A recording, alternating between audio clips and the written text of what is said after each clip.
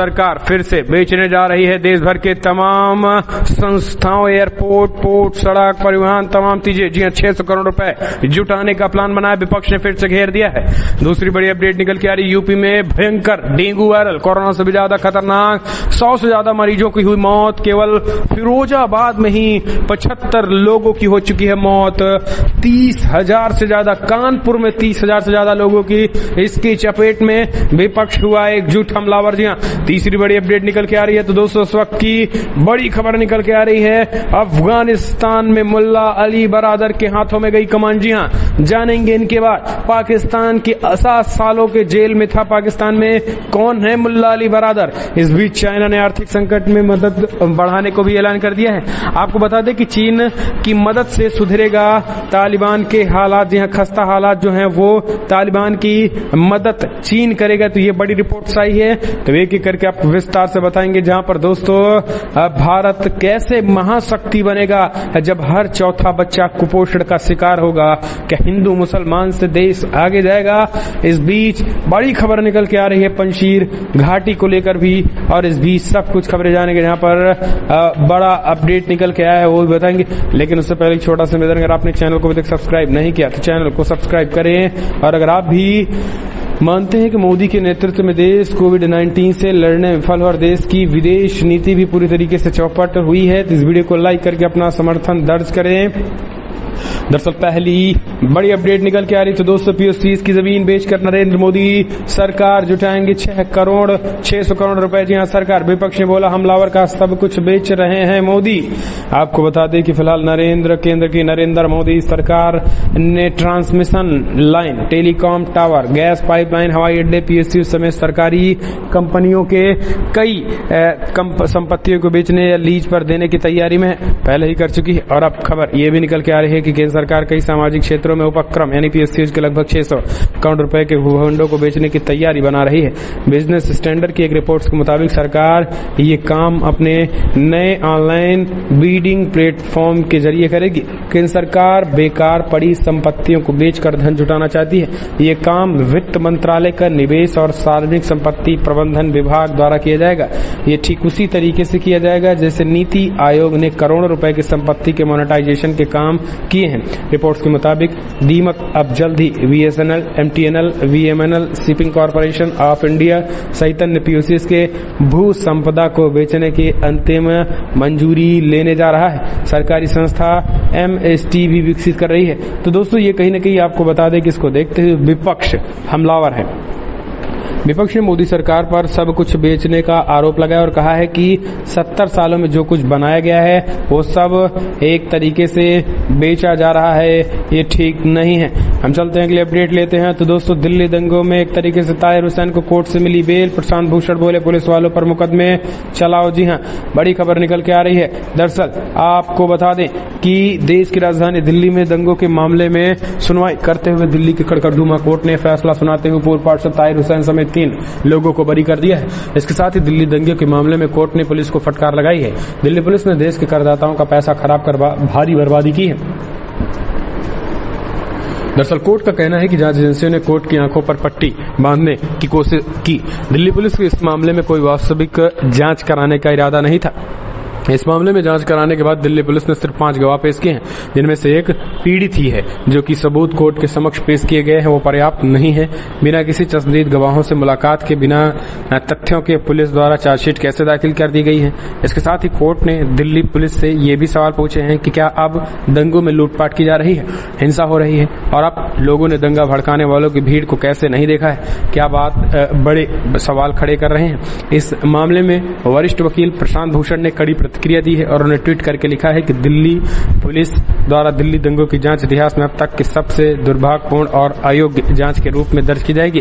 इसमें शामिल पुलिस अधिकारियों पर भी मुकदमा चलाने की तैयारी तेज कर दी जा रही है। हम चलते हैं अगले अपडेट लेते हैं। तो दोस्तों अखिलेश यादव का नया दावा, नाराज जनता भाजपा का करेगी सफाया। अखिलेश ने बोला बड़ा हमला। दरअसल आपको बता दें अखिलेश यादव 400 पार का नारा दे दिए और इसके साथ ही उन्होंने कहा कि 15 दिनों के अंदर 2 बार बढ़ चुके रसोई गैस दामों में आम जनता की परेशानियों को बढ़ाने का काम किया है। रसोई गैस सिलेंडर की कीमत लगभग 885 रुपए पहुंच गई है, जो कि गरीब और मध्यम वर्गीय लोगों के पहुंच से बाहर है। इस मामले में देश के सभी विपक्षी दल मोदी सरकार पर हमलावर हैं। वहीं सोशल मीडिया पर भी लोग महंगाई के मुद्दे पर भाजपा का खुलकर जमकर विरोध कर रहे हैं। कल कांग्रेस नेता राहुल गांधी ने रसोई गैस सिलेंडर के दाम बढ़ाने के मुद्दे पर प्रेस कॉन्फ्रेंस का आयोजित किया था। अब समाजवादी पार्टी के अध्यक्ष अखिलेश यादव ने भी इस मुद्दे पर भारतीय जनता पार्टी को घेरा है। दरअसल मोदी यूपी में जन क्रांति यात्रा का समापन किया गया और इस दौरान अखिलेश यादव ने जनता को संबोधित करते हुए कहा कि किसानों की आय दोगुना नहीं है और न ही किसानों की पैदावार की आय दोगुनी है। इस तरीके से उन्होंने बड़ा हमला बोला। अगली अपडेट लेते हैं तो दोस्तों बड़ी खबर निकल के आ रही है। अमिताभ ठाकुर ने यूपी के एसीएस और डीजीपी सहित 9 लोगों के खिलाफ दर्ज कराई शिकायत। 6 सितंबर को होगी सुनवाई। दरअसल आपको बता दें पूर्व आईपीएस अमिताभ ठाकुर ने अपनी गिरफ्तारी के बाद यूपी के 9 अधिकारियों के खिलाफ परिषद खिलाफ परिवाद दर्ज कराया है। उन्होंने परिवाद में आरोप लगाया है कि उनसे बदला लेने के इरादों के पहले नौकरी से निकाला गया और अब फर्जी मुकदमे लाद कर जेल भेज दिया गया है। अमिताभ ठाकुर के परिवार पर 6 सितंबर को सुनवाई होगी। दरअसल ठाकुर के परिवार में राज्य के additional chief secretary Awanish Kumar Awasthi से लेकर एडिशनल डायरेक्टर जनरल महिला पुलिस के नीरा रावत तक नाम शामिल है। उन्होंने सीजीएम कोर्ट से हस्तलिखित परिवाद दाखिल लिखा है। आपको बता दें कि परिवाद में उनसे कहा गया है कि जब एक से अधिक शख्स के खिलाफ मौखिक या लिखित रूप से मजिस्ट्रेट तक आरोप के बारे में सूचना दी जाती ताकि उनके खिलाफ जरूरी कार्रवाई हो सके।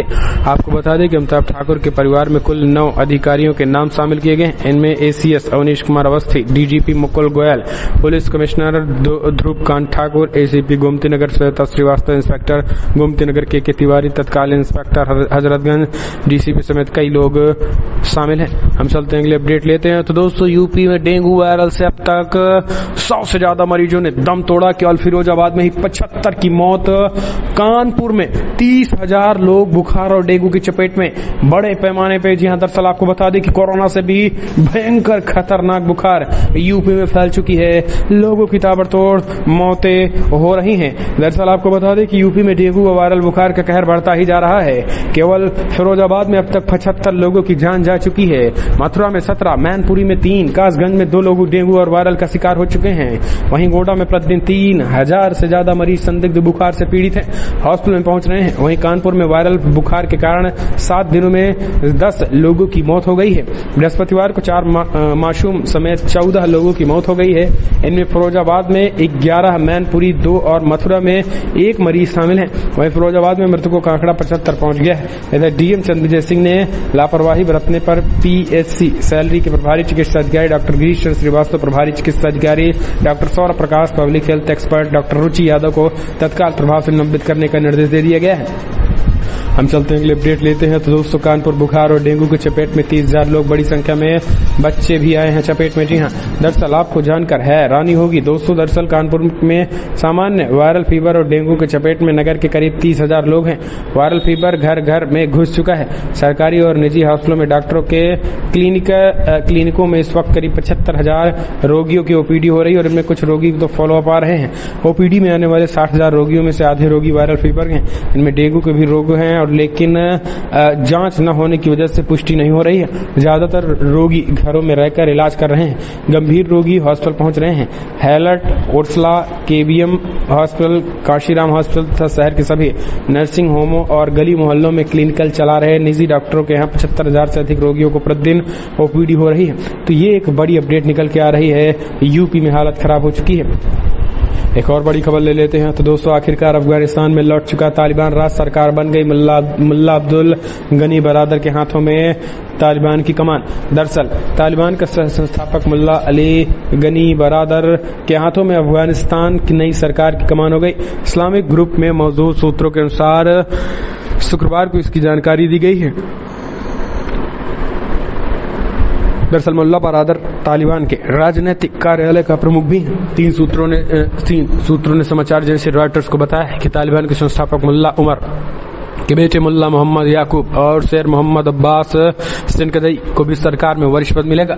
मुल्ला बरादर को दक्षिणी पाकिस्तान शहरी कराची में सुरक्षा बलों ने 2010 में गिरफ्तार किया था और 2018 में रिहा कर दिया गया। नाम न छापने की शर्त पर तालिबान के एक अधिकारी ने बताया है कि सभी वरिष्ठ नेता काबुल पहुंच चुके हैं और जहां नई सरकार के गठन का ऐलान कर दिए हैं। और इस बीच रॉयटर्स के हवाले से खबर निकल के आई है कि मुल्ला अब्दुल गनी बरादर ही तालिबान के नेता होंगे। अगले अपडेट लेते हैं तो दोस्तों दिल्ली असेंबली, दिल्ली विधानसभा में अंग्रेजों के जमाने की गुप्त सुरंग लाल किला है अंतिम स्थान। जी हाँ, दरअसल आपको बता दें कि दिल्ली विधानसभा में गुरुवार को रहस्यमय सुरंग का पता चला है जो कि लाल किले रेड फोर्ट तक जाने जाती है।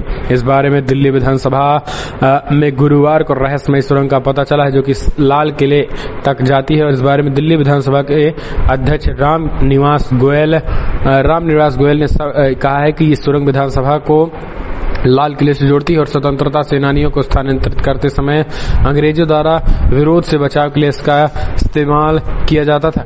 इसके अलावा रामनिवास गोयल ने कहा कि जब मैं 1993 में विधायक बना तो मैं यहाँ मौजूद सुरंग के बारे में अफवाह उड़ी तो लाल किले तक जाती है। इसके बाद मैंने इसके इतिहास की खोज करने की कोशिश की लेकिन कुछ स्पष्ट नहीं था। उन्होंने कहा कि अभी हमें सुरंग का मुंह मिल गया है लेकिन आगे नहीं खोद रहे हैं क्योंकि मेट्रो परियोजनाएं और सीवर लाइन के कारण सुरंग के सभी रास्ते नष्ट हो गए हैं। तो ये एक तरीके से हम कह सकते हैं कि बड़ी खबर निकल के आ रही है। अब दिल्ली सरकार अब ये काम करेगी। दरअसल दिल्ली सरकार ने कहा है कि 1912 में कोलकाता में दिल्ली राजधानी स्थानांतरित करने। भारत कैसे बनेगा महाशक्ति, हर चौथा बच्चा है कुपोषण का शिकार। जी हाँ, विकास के तमाम दावों के बावजूद देश अभी भी गरीबी और भूखमरी जैसी समस्याओं से बाहर नहीं निकल सका है। एक तरफ तो हम दुनिया के दूसरे सबसे बड़े खाद्यान्न उत्पादन देश हैं, दूसरी तरफ कुपोषण के आंकड़े सोचने के लिए मजबूर करते हैं। यही वजह है कि देश में हर साल 1 से 7 सितंबर तक राष्ट्रीय पोषण सप्ताह मनाया जाता है। इसका उद्देश्य कुपोषण को लेकर लोगों को जागरूक करना है। गौरतलब है कि भारत में लंबे समय से विश्व में सर्वाधिक कुपोषण बच्चों का देश बना हुआ है और यहाँ हर चौथा बच्चा कुपोषण का शिकार है।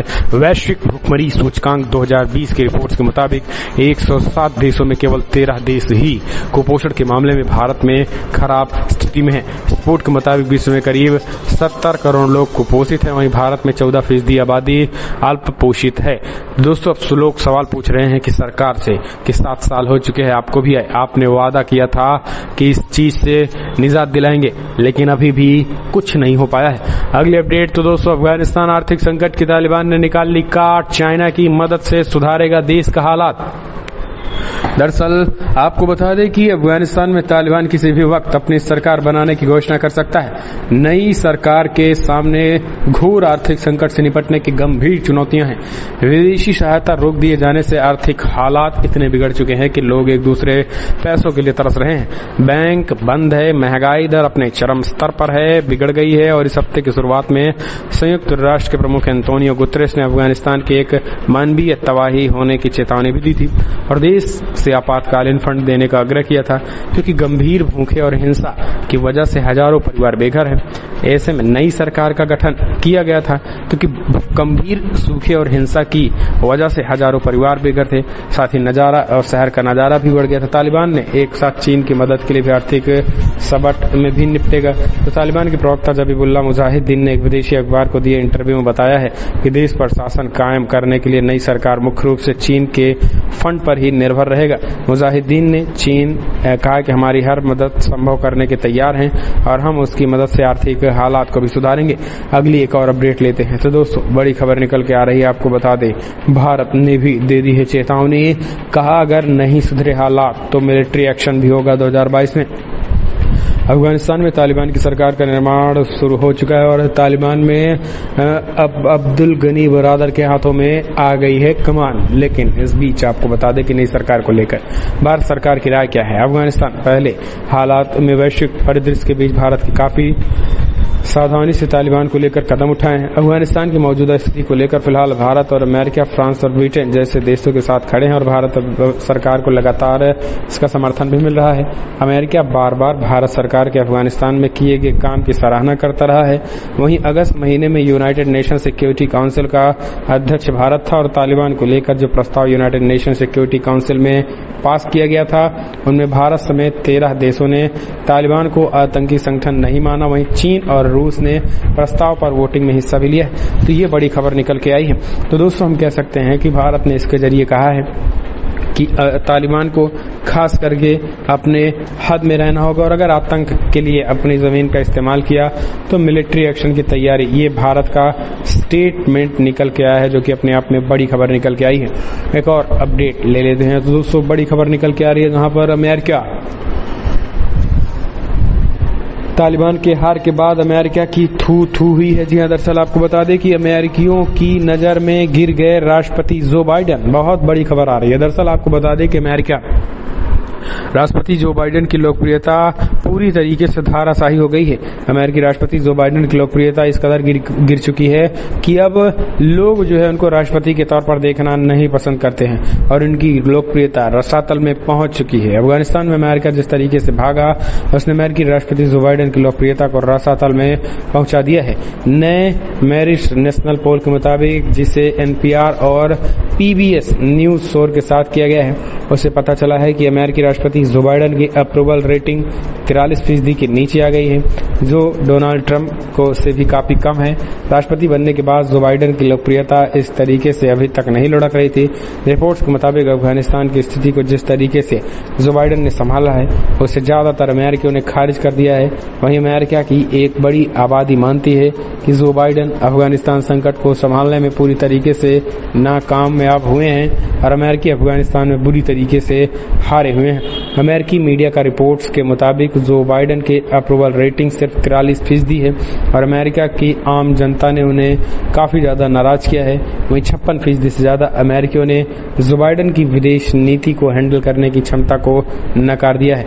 ये भी बड़ी खबर निकल के आई है। इस बीच एक और बड़ी अपडेट ले लेते हैं।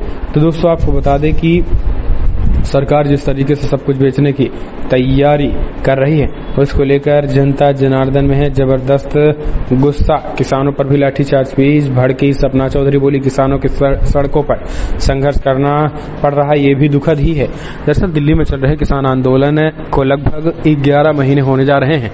सरकार और किसानों के बीच अब तक कृषि कानूनों के मुद्दे पे कोई हल नहीं निकल पाया है। सड़कों पर बैठे किसान तीनों कृषि कानूनों को रद्द करवाने और एमएसपी पर कानून बनवाने की मांग पर अड़ गए हैं।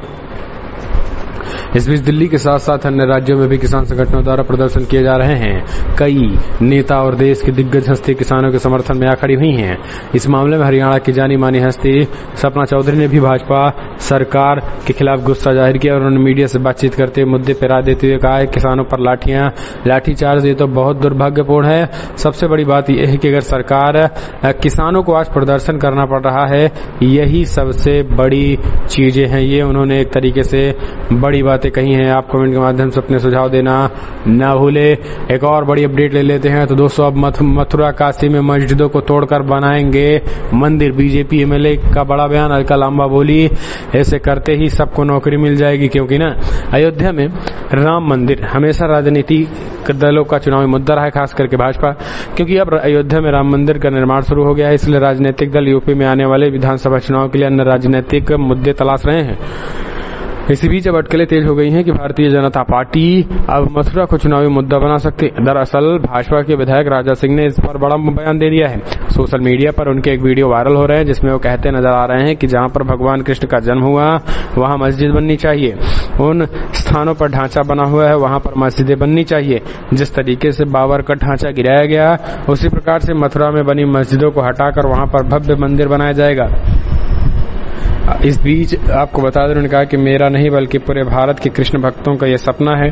आज मैं अपने भाई बंधुओं से ये कहना चाहूंगा कि अगर देश में हिंदुत्ववादी सरकार है तो हर चीज मुमकिन है। मैं आपको इतना आश्वासन देना चाहूंगा कि अगर यूपी में मुख्यमंत्री योगी आदित्यनाथ आने वाले समय में योगी आदित्यनाथ के नेतृत्व में मथुरा में भव्य मंदिर बनेगा, जो भी वहां पे छोटी छोटी मस्जिदें बनी हैं उन सभी को हटाया जाएगा।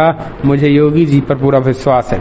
इतना स्टेटमेंट निकल के आया था। इसको लेकर अलका लांबा ने कहा है कि वाह, ऐसा करते ही भगवान प्रसन्न होकर महंगाई, पेट्रोल, डीजल, एलपीजी गैस के दाम को तो कम ही कर देंगे। साथ ही बेरोजगारों द्वारा मंदिरों में नारियल फोड़ते ही सबको नौकरी भी लगा देंगे। बस तब भी धन्यवाद भगवान का नहीं, प्रधानमंत्री मोदी जी का ही करना बोलो मंजूर है। तो इस तरीके से उन्होंने एक तरीके से बड़ा हमला बोल दिया है। अगली अपडेट ले लेते हैं। तो 215 दिनों में 50 रुपए बढ़े एलपीजी के दाम। भूपेश बघेल बोले, स्मृति ईरानी और हेमा मालिनी रोड पर सिलेंडर लेकर कब बैठोगी जी। दर्जियां दरअसल आपको बता दें कि देश में बढ़ रही महंगाई के मुद्दे पे कांग्रेस नेता राहुल गांधी एक प्रेस कॉन्फ्रेंस का आयोजन किया कल, जिसमें उन्होंने पीएम मोदी देश में गरीबी, बेरोजगारी, महंगाई कम करने के दावों पर हमला बोला। कांग्रेस नेता राहुल गांधी द्वारा मोदी सरकार द्वारा रसोई गैस की कीमतों में बढ़ोतरी किए जाने का मुद्दा उठाया गया। दरअसल 15 15 दिनों में सरकार द्वारा रसोई गैस की कीमतों में 2 बार इजाफा किया गया। 15 दिनों के अंदर रसोई गैस 50 रुपये महंगी हो गई। अब छत्तीसगढ़ के मुख्यमंत्री भूपेश बघेल ने मीडिया से बातचीत के दौरान भाजपा नेता स्मृति ईरानी और हेमा मालिनी पर भी निशाना साधा। ने कहा है कि लोग हेमा मालिनी और स्मृति ईरानी को खोज रहे हैं और वे कब सड़कों पर गैस सिलेंडर लेकर बैठेंगे, क्योंकि आए दिन सड़कों पर वो दाम बढ़ाए जा रहे हैं और ये लोग अभी भी सड़क पर नहीं उतर रहे हैं। तो दोस्तों, भूपेश बघेल ने एक तरीके से जमकर निशाना साध दिया है। एक और तबाही खबर निकल के आ रही है। अगस्त में 15 लाख लोग हुए बेरोजगार। पत्रकार बोले, गाय को राष्ट्रीय पशु बनाकर देश देखें, शायद कृपा बरसने लगे। जी हां, दरअसल केंद्र में सत्तारूढ़ मोदी सरकार द्वारा देश के विकास के बड़े बड़े दावे किए जा रहे हैं। दूसरी तरफ देश भारत के युवाओं पर भयंकर बेरोजगारी का खतरा मंडरा रहा है। बीते साल आई कोरोना महामारी के दौरान ही लाखों की तादाद में लोगों की रोजगार छिन गए हैं। इसी बीच बड़ी संख्या में सामने अगस्त में ही महीने में ही लगभग 15 लाख लोगों की नौकरी जा चुकी है। खबर के मुताबिक देश में इस वक्त कारोबार की स्थिति काफी चुस्त चल रही थी। इसके चलते अगस्त में महीनों में 15 लाख से अधिक लोग बेरोजगार हो गए हैं। इसको देखते हुए फिलहाल दोस्तों लोग मोदी सरकार पर जमकर हमलावर हो गए हैं। तो बड़ी खबर में इतना ही, लेकिन अगर आपको वीडियो पसंद आया तो लाइक करें, शेयर करें, कमेंट के माध्यम से अपने सुझाव देना ना भूलें। इस वीडियो इतना ही।